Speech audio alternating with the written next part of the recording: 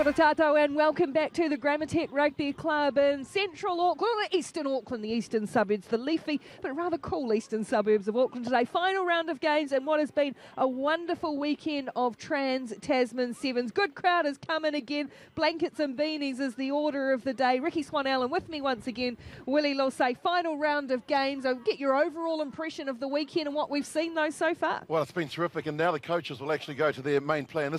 We've always said that this is like the Olympics trial, so for them they're going to have to play their best teams. This is like the gold medal match that they'll obviously have to produce the goods in Tokyo in what 2 months or so? Yeah, 2 months' time, 26th of July. So they'll start the strongest team possible, and I think that they've been able to also see what they knew about the young ones, but also what they didn't know. So this is basically the penultimate chance for both of these teams to finalise and have a look through their lineups. And for Australia in their final match of the day, the Aussie women, they'll bring Ellia Green back in. Didn't see her this morning. Caslick and Hayes, Maddie Higgins-Ashby, promising talent. And speaking of Alicia Lefau-Fakosilia, Ivania Pelletti and Shani Williams, got a couple of extra options, so there's some rolling subs off the bench. Look for the likes of Shannon Parry, the other co-captain for Australia, who are coached by John Manenti. For New Zealand, well, this lot didn't play this morning. Tui, Hirini, Blyde, Nathan Wong, Brazier, Fitzpatrick did play, and Woodman, as I said, a hat-trick in game one. And then off the bench too, the likes of Broughton, Niall Williams has had a big workload this weekend. Sheree Kakarisi, Poldy Lane, as well as Alan Bunting and Corey Sweeney look to try and figure out their final 12, what will go to Tokyo. But here we go, final match underway. Shani Williams, trademark blue headgear, bangs it long, and it's Tyler Nathan Wong underneath it for New Zealand, hanging up in the breeze, but brought it down well. They'll be tricky, adjusting to these conditions, some of the players in the long sleeves, as Woodman will clear away for New Zealand, who will build from in front of their own goalpost. Kelly Brazier runs headlong into Williams and Lefau-Fakosilia. Dangerous play for New Zealand, but Brazier is able to wrestle herself to the ground. Now Fitzpatrick's going to have to scoot around the weight and get driven back into the in-goal area. This is great defence from Australia, putting New Zealand under pressure, and Australia earns a penalty with that good defence. They'll tap and go quickly through Higgins-Ashby. Williams and Caslick along the line to Ellia Green, and wow, she's such a classy finisher. That's probably one of the easiest she scored, Ellia Green. But good response straight away from Australia coming out after a disappointing morning. Dream start for the Australians, pressurising New Zealand on their own line, creating the penalty or causing the penalty, and then it's just a matter of quick hands. Lovely play straight away. Higgins-Ashby knew that they had to get it wide. Caslick's got such a beautiful pass, and Ellia Green, one of the best in the business, gets in for her first.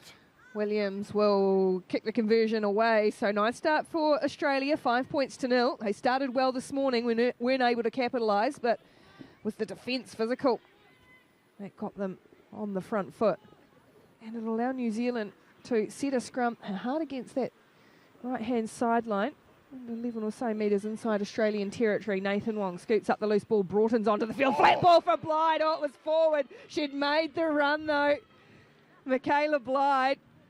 We're in perfect position, and that drifted a couple of metres forward. Lovely line, though. She was taking the outside in, the unders line. And have a look at this from Broughton, just holding it up, and there you can see she was out the gate before the gun had sounded at the Olympics. So this is good for Australia. Great opportunity. They've split the backs as well. Plenty of space for Caslick to choose. It was well forward, but the line was great from Blyde. Oh, it squirted out the side for New Zealand. Untidy by Australia. And Nathan Wong was set away, and now Blyde's got it. Green chasing her back in field. The footwork of Blyde is so good. She's so light on her feet, even in slippery conditions. Brazier's scragged by Hayes, though, and Australia have regrouped. Hayes wins that back. Great work on defence, Demi Hayes. Oh, Demi Hayes take a bow. It was a must-make tackle because they had players out to the right, New Zealand, and she got up in Brazier's space, shut it down, and then got to her feet immediately and had all rights to the ball. I love the Caslick communication between Green. She's yelling at her winger, telling her to stay out, and Green making the ultimate decision to come in. Luckily, they were quick enough to shut it down. Demi Hayes has been good for Australia this weekend, as Higgins-Ashby will restart. And a big cutout ball for that player I was just mentioning. Hayes again, one-on-one. Flula trying to get a little in and out, and it's Broughton who makes the tackle coming across for New Zealand. Australia just on their own side of halfway. Caslick tries to put on a little bit of footwork, takes on the line herself. Great surge by Caslick. Nice quick ball as well for Australia to work with. Williams across the line. She's got Pelletti cutting back in, steps through one, or the tackle's missed by Nathan Wong, and Shani Williams will just put their head down and go between the posts. Fantastic response from Australia. Is this a repeat of what we saw last night at Eden Park? This Australian side in the first half just absolutely dominant and finding holes that we haven't seen in New Zealand's defence in the past. Shani Williams, she's just a captain that just leads by example, and all that possession finally turns to points as she looks to convert her own try, does exactly that. Ruby Tui's rushing up out of the line, and that's creating a little bit of confusion outside of her, because you have a look, Tui's up there, and then there's a gap between her and the other defenders that have come up, and Williams just saw that there was a mismatch, stepped through and raced away to score the second.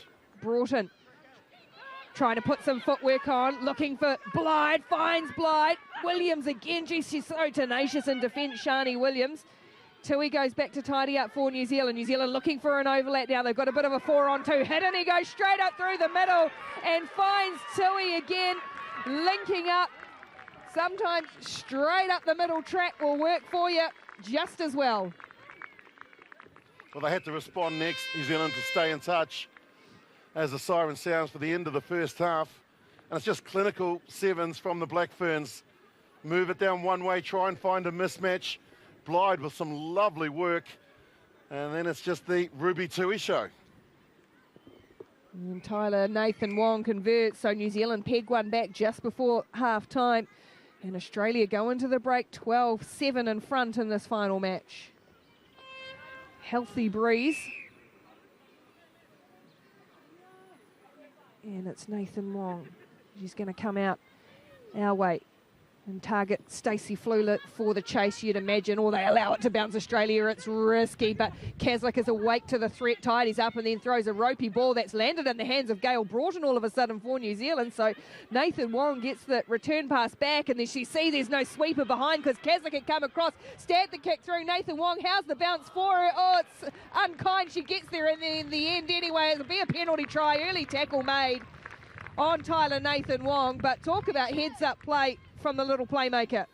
Talk about not taking the kick off properly, allowing it to bounce in such as the shape of the rugby ball that it can go anywhere. They had possession, and then, as you say, they threw a pass that was a speculative, and all of a sudden, New Zealand have possession. Nathan Wong sees that there's no sweeper in behind, knew she had the pace as well. Used the after jets, taken early, and that's a good penalty try for New Zealand. Player and back play, Faith Nathan just getting attended to by the New Zealand Deb Robinson, as well as the Black Ferns scoot away down the blind side. Fitzpatrick stepping and centering play up the middle. Woodman back into the action for New Zealand, and now they come across field. All Williams has a little juggle, holds on, and that just allowed her to make a little half break too. That was knocked down off an Australian hand, was it? Now knocked back, says the referee. So Broughton will try and get her footwork going. Oh, throws a big, lovely, wide ball to Michaela Blyde. What a pass from Gail Broughton, and the finish from Blyde, who has been in some try-scoring form this weekend. Quality right across the board. And I'll say it again, that pass there is Manuka Honey. That is gold. Absolute class. 30-metre pass. It's got the wind to contend with as well to make sure that it doesn't drift forward. And Michaela Blyde, she's been in good form this weekend, picks up another. Doesn't cost as much to see it though. There's a jar of the good stuff. Had some honey this morning, Manuka Honey. Geez, you're gonna putting a good invoice in then clearly this weekend. The conversion comes up short, 19-12. It's just great awareness too, isn't it? We talk about it all the time, but knowing where the space is, and that pass cut out two of your teammates. And they were well and truly in both of yesterday's as well. Broughton stepping away through and then able to get the offload, keeps their arms free. Fitzpatrick driven to ground by Parry. Tui and Nathan Wong looking for Flula on the outside. Hasn't had a lot of room this weekend, Stacey Flula, but uses her strength to cut back and field. It's hit hard by Politi. Another penalty. Tui always wants to up the tempo, as does Hiddeny. Broughton has got Woodman. Looked for the early ball, but instead put her own footwork on and tried to bamboozle the Aussie defence. Woodman, oh, great tackle. Dutoy just head on. Took on the challenge and came up trumps to Dom Dutoy for Australia. Still there for New Zealand though, Tui. Tui goes across sidelines sideways. She scored tries like that before when she straightens and then cuts through the line. Another penalty. So New Zealand pressing. Australia need hands on ball and then to go 70 odd metres if they can. Got 5 seconds. Nathan Wong sucking up a bit of time on the clock, and she's going to plug the sideline, eating up those final moments. Mark's here. Hey.